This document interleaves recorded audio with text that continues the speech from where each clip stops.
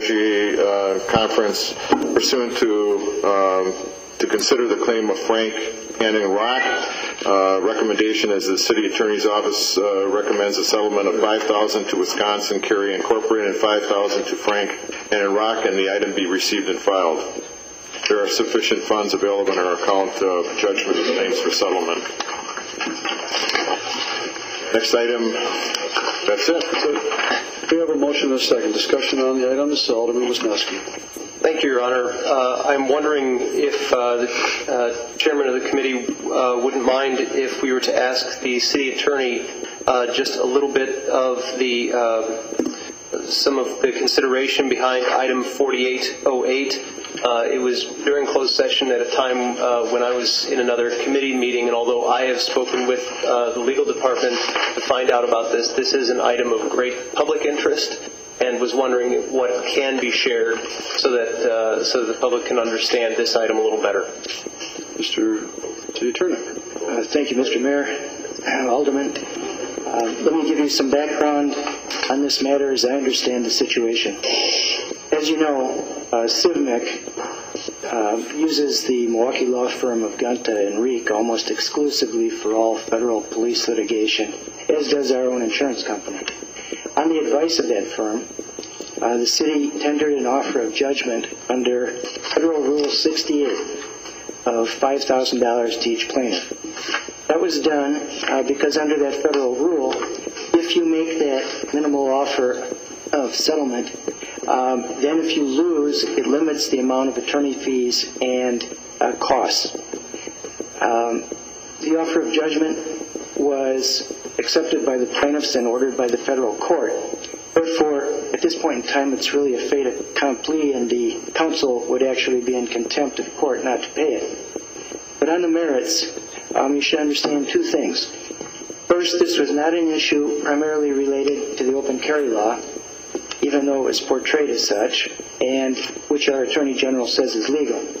Instead, this was primarily about the wrongful obstruction charge that the suspect was arrested for, and the seizure of the weapon without a warrant.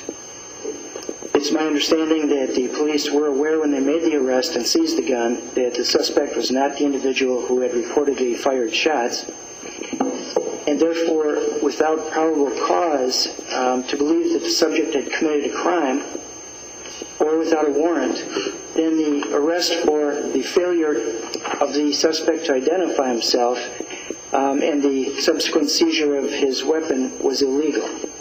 Now, there are some situations, I know as Alderman Mosel would know, where an officer has the right to demand identification, such as when you're driving a car and you're asked for your driver's license by the police because you're required to have on your person a license when engaged in that licensed activity.